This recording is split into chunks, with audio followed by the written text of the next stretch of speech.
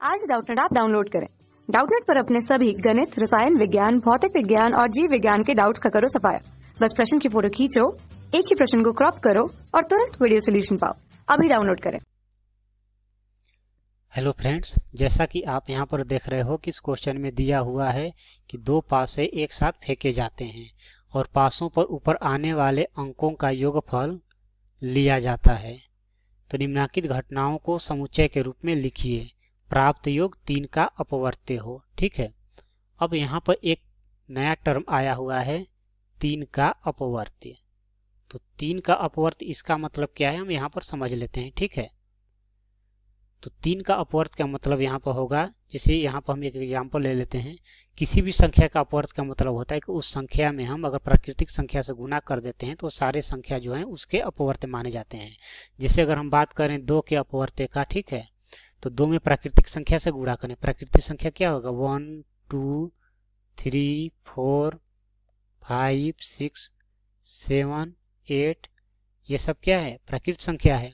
तो किसी भी संख्या में जब हम इस प्राकृतिक संख्या से गुणा कर देते हैं तो जो संख्या प्राप्त होगा वो सब संख्या उस संख्या का अपवर्त्य होगा। जैसे 2 का बात करें तो 2 गुने 1 2, फिर 2 में 2 से करेंगे तो ये 4 हो जाएगा, फिर 2 में 3 से करेंगे 6 हो जाएगा, 2 में 4 से करेंगे 8, 2 में 5 से करेंगे 10, 2 में 6 से करेंगे 12, 2 में 7 से करेंगे 14 और 2 में 8 से करेंगे 16।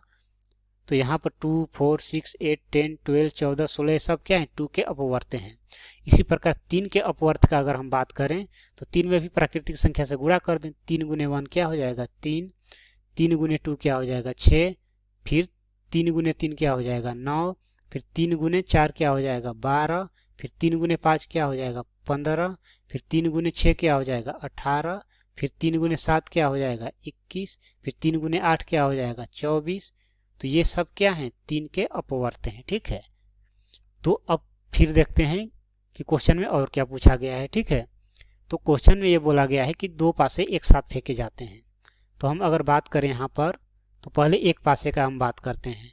तो मान लेते हैं कि जब हम एक पासे को फेंकेंगे, एक पासे को फेंकने पर प्राप्त परिणाम, एक पासे को फेंकने पर, एक पासे को फेंकने पर प्राप्त परिणाम।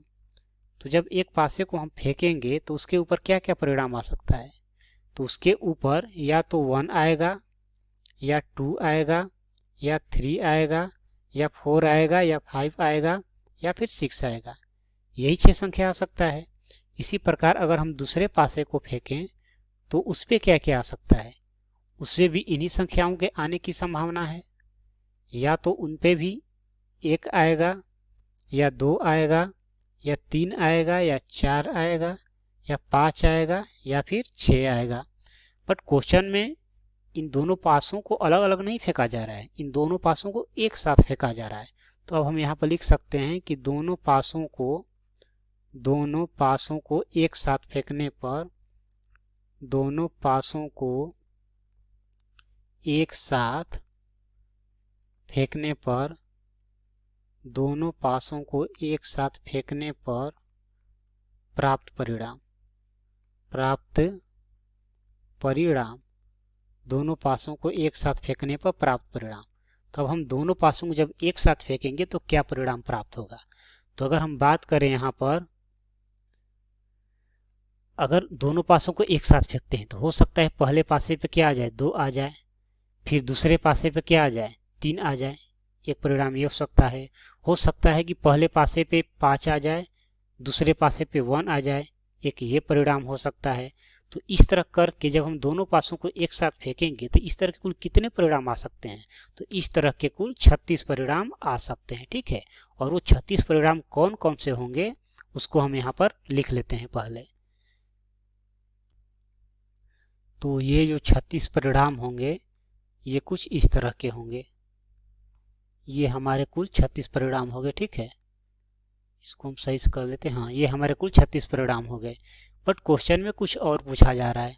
क्वेश्चन में क्या पूछा जा रहा है कि उन घटनाओं को समुच्चय के रूप में लिखिए जो प्राप्त योग 3 का अपवर्त्य हो। तो हम यहाँ पर लिख ले रहे हैं पहले प्राप्त योग 3 का अपवर्त्य हो, प्राप्त योग 3 का अपवर्त्य हो इस घटना का समुच्चय, इस घटना का समुच्चय। ठीक है। और 3 का अपवर्त क्या होता है ये हम अभी समझे हैं कि 3 में क्या करेंगे, प्राकृतिक संख्या से गुणा कर देंगे और जो संख्या ये 3 का अपवर्त हो गया। इसी तरह किसी भी संख्या का अपवर्त निकालना हो तो उसमें हम प्राकृतिक संख्या से गुणा करते हैं तो वो सभी संख्या 3 उस संख्या का अपवर्त हो जाता है। तो यहाँ पर 3 का अपवर्त क्या हो गया, 3, 6, 9, 12, 15, 18, 21, 24 इस तरह आगे हम निकाल लेंगे इसका। ठीक है। तो हम देखते हैं कि इसमें कौन कौन जो योग है वो 3 का अपवर्त आ रहा है। ठीक है। तो अगर हम यहाँ पर बात करें तो 1, 1 कितना हो जाएगा, 2 तो 3 का अपवर्त होगा नहीं। 1, 2, 3 तो 3, 3 का अपवर्त होगा। 1, 3, 4 ये भी 3 का अपवर्त नहीं है। 1, 4 कितना हो गया, 5 ये भी नहीं है। 1, 5 कितना होगा, 6, 6 3 का अपवर्त है। फिर 1, 6, 7 ये भी नहीं है। 2, 1, 3 ये अपवर्त है। 2, 2, 4 ये भी नहीं है। 2, 3, 5 ये भी नहीं है। 2, 4, 6 ये अपवर्त है। 2, 5, 7 ये भी 3 का अपवर्त नहीं है। 2, 6, 8 ये भी नहीं है। 3, 1, 4 ये भी नहीं है। 3, 2, 5 ये भी नहीं है। 3, 3, 6 ये 3 का अपवर्त है। 3, 4, 7 ये 3 का अपवर्त नहीं है। 3, 5, 8 ये भी नहीं है। 3, 6, 9 ये 3 का अपवर्त है। फिर 4, 1, 5, 4, 2, 8 ये भी नहीं है। 4, 3, 7 ये भी नहीं है। 4, 4, 8 ये भी नहीं है। 4, 5, 9 ये 3 का अपवर्त हो जाएगा। 4, 6, 10 ये भी नहीं है। फिर उसके बाद ये 4, 2, 6 ये 3 का अपवर्त है। 5, 1, 6 ये भी 3 का अपवर्त है। 5, 2, 7 ये नहीं है। 5, 3, 8 ये नहीं है। 5, 4, 9 ये भी 3 का अपवर्त हो जाएगा। 5, 5, 10 ये नहीं है। 5, 6, 11 ये भी नहीं है। 6, 1, 7 ये भी नहीं है। 6, 2, 8 ये भी नहीं होगा। 6, 3, 9 ये 3 का अपवर्त होगा। 6, 4, 10 ये भी 3 का अपवर्त नहीं होगा। 6, 5, 11 ये भी नहीं होगा। 6, 6, 12 ये 3 का अपवर्त होगा। ठीक है। तो ये जो भी यहाँ पे आए परिणाम जो कि 3 के अपवर्त हैं उनको हम यहाँ पर लिख ले रहे हैं। ठीक है। 2 पासों को एक साथ फेंकने पर उनका जो योग है 3 का जो अपवर्त है उन सभी को हम यहाँ पे लिस्ट कर दे रहे हैं, उनको यहाँ पर लिख ले रहे हैं। ठीक है।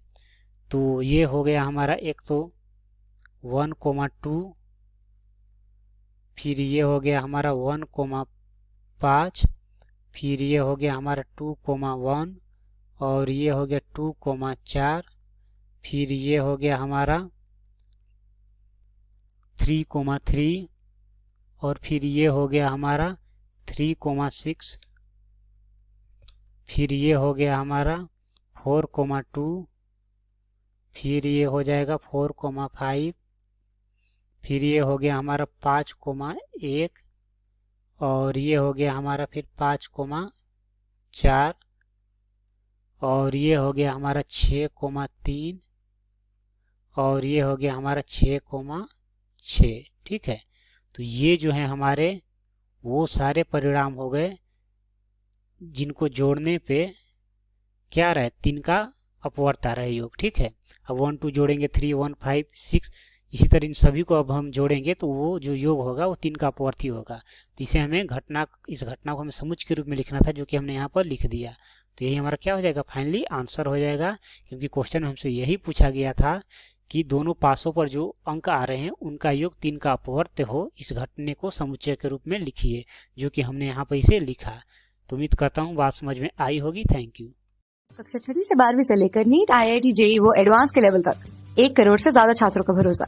आज ही डाउनलोड करें डाउटनेट ऐप या व्हाट्सएप करें अपने सारे डाउट्स 8400 400 400 पर।